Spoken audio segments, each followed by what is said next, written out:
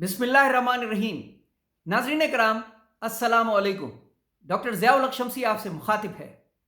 यौम फ़िज़ाइया शाहीनों को अपना सलाम मैंने कल रात ही पेश कर दिया था, लेकिन इस वक्त एक इंतहाई ख़ास वीडियो के साथ हाजिर हुआ हूँ।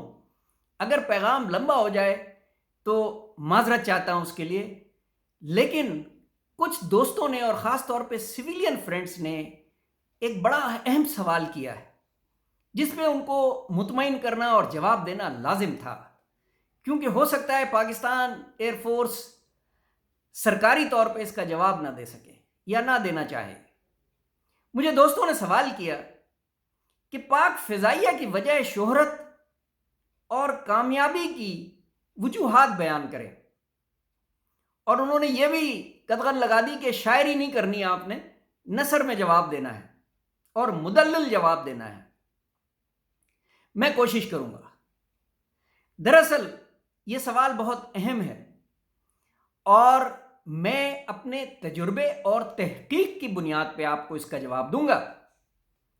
इसमें मुझे पाक फ़िज़ाइया की तरफ से न तो कोई हिदायत मौसूल हुई है और ना ही उसमें इनका कोई इनपुट शामिल है और ना ही वो इसके ज़िम्मेदार हैं।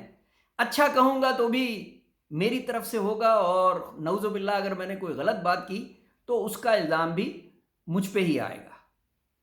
मैं अर्ज़ कर दूँ, 5 नुकात अहम हैं जिनकी वजह से अल्हम्दुलिल्लाह पाक फ़िज़ाइया आज कौम की आंखों का तारा बनी हुई है। सुभान अल्लाह। जी, वो 5 नुकात क्या हैं? क़यादत यानी लीडरशिप, जज्बा यानी पैशन, तरबियत ट्रेनिंग, टीम वर्क यानी मुत्तफ़क़ा कोशिश, और हिकमत अमली यानी स्ट्रेटजी। अब मैं ब्रीफली इन तमाम पॉइंट्स को एक्सप्लेन करूंगा तो आपको बात समझ में आ जाएगी। मेरी नज़र में ये 5 बुनियादी नुकात हैं जिनकी वजह से अल्लाह ताला ने पाक फ़िज़ाइया को कौम के सामने हमेशा सुरखरू किया है। यह बताना ज़रूरी है कि अप्रैल 1948 में कायदे आज़म मोहम्मद अली जिन्नाह बाबाए कौम ने PF स्टेशन रिसालपुर का दौरा किया और वहां एक शोहरे आफाक कोटेशन उनकी, a country without a strong air force is at the mercy of any aggressor, जिसके आखिर में उन्होंने बयान फरमाया कि आप अपनी एयरफोर्स को इस तरह बनाएं कि उसका सानी ना हो, यानी वो सेकंड टू नन हो। बस मेरा जो पहला नुक्ता है लीडरशिप, वो इसी से रिलेटेड है कि पाक फ़िज़ाइया के आज तक आने वाले तमाम पाकिस्तानी लीडर्स ने कायद के इस फरमान को अपने साथ बांध लिया। मोहतरम असगर खान साहब, मोहतरम नूर खान साहब और उसके बाद आज तक की क़यादत हमेशा नौजवान कायद, एनर्जी से भरपूर कायद।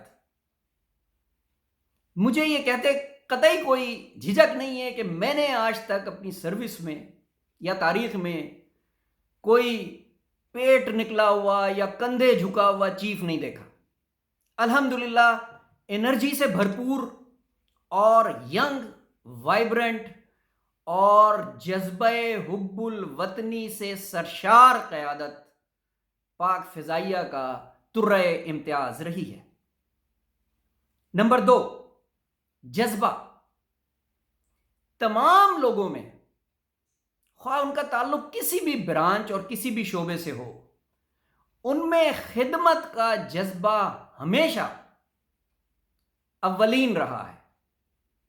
कभी उन्होंने ये नहीं सोचा सुबह है, शाम है, सैलाब है, जल्जला है, दिन है, रात है, जंग है, अमन है, हमतन गोश और हमतन परवाज। ये दूसरा नुक्ता है जिसने पाक फ़िज़ाइया को कौम की आंखों का तारा बना दिया। तीसरा नुक्ता, तरबियत। आप जानते हैं दुश्मन हमसे 4 गुना ज्यादा मजबूत और बड़ा था, लेकिन पाक फ़िज़ाइया ने शुरू दिन से तरबियत पे जोर दिया। मैं ये बताता चलूं कि 1965 की जंग में پاک فضائیہ نے اپنی تیاری اس وقت شروع کر دی تھی جب رن آف کچھ یعنی اپریل 1965 میں جھڑپیں ہو رہی تھیں سرکریک کے ایریا میں. حالانکہ چینج آف کمانڈ بھی ہوا اس وقت اور اصغر خان صاحب کی جگہ نور خان صاحب تشریف لے آئے، لیکن انہوں نے اس تیاری کو آگے بڑھایا اور اسی لیے 1965 میں 6 ستمبر کی صبح جب دشمن نے بغیر اطلاع کیے لاہور سیکٹر میں اور سیالکوٹ سیکٹر میں جنگ چھیڑی تو اس وقت اللہ تعالیٰ کے حکم اور اس کی مدد سے پاک فضائیہ سب سے آگے تھی اور اس نے دشمن کو ناقابل تلافی نقصان پہنچایا، جس کی وجہ سے دشمن کے دانت کھٹے ہو گئے اور وہ اپنی بری افواج کی کوئی مدد نہیں کر سکی، جبکہ پاک فضائیہ کے لیے اس وقت کے صدر محترم نے کہا کہ پاک فضائیہ کی مدد نہ ہوتی تو شاید ہم اتنی آسانی سے دفاع پاکستان نہ کر پاتے. تو یہ تھا تیسرا نقطہ، یعنی تربیت. ٹیم ورک پاک فضائیہ کا طرۂ امتیاز ہے. آپ پاک فضائیہ کے کسی بھی بیس پہ چلے جائیں، آپ نہیں ڈسٹنگوش کر سکیں گے کہ کون ہوا باز ہے، کون انجینئر ہے، کون ایئر ڈیفنس کا ہے، کون ایجوکیشن برانچ کا ہے اور کون ایئر ٹریفک کنٹرولر ہے. ہر شخص ہر کام کر سکتا ہے ماشاءاللہ، اور ہمیشہ مل جل کے ہی کام کیا ہے. ٹاسک چاہے چھوٹا ہو بڑا ہو کتنا ہی مشکل کیوں نہ ہو، ٹیم ورک کے بغیر پاک فضائیہ شاید آج اس مقام پہ نہ ہوتی. اور اس میں بھی ظاہر ہے لیڈرشپ کا ہی دخل ہے ہر ٹیئر پہ. اور آخری نقطہ جو میں سمجھتا ہوں انتہائی اہم ہے اور وہ ہے حکمت عملی، یعنی لیڈرشپ کی اسٹریٹجی، جو محض ایک چیف آف ایئر اسٹاف کی حکمت عملی نہیں ہوتی بلکہ تمام پرنسپل اسٹاف آفیسرز اور پی ایس اوز کی ہوتی ہے. اور کلیکٹیو وژڈم یعنی مل جل کے مشورے کے ساتھ سوچ و بچار کر کے تمام چیزوں کو ذہن میں رکھ کے اور اپنے جو وسائل ہیں اور جو اہداف ہیں ان کو سامنے رکھ کے حکمت عملی بنائی جاتی ہے. میں بہت زیادہ ماضی میں نہیں جاؤں گا.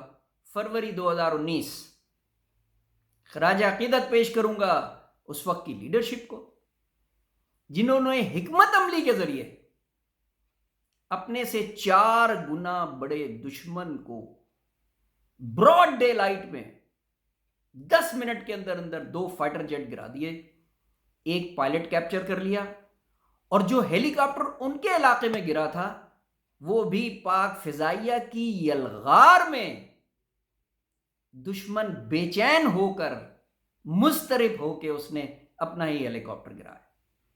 تو حکمت عملی انتہائی اہم رہی ہے اور ہمیشہ دشمن کو سرپرائز دیا ہے پاک فضائیہ کی حکمت عملی نے. یہ 5 نکات ہیں خواتین و حضرات جو میں سمجھتا ہوں کہ انتہائی اہم ہیں، جس کی وجہ سے آج پاک فضائیہ الحمدللہ اپنی قوم کی آنکھوں کا تارا ہے.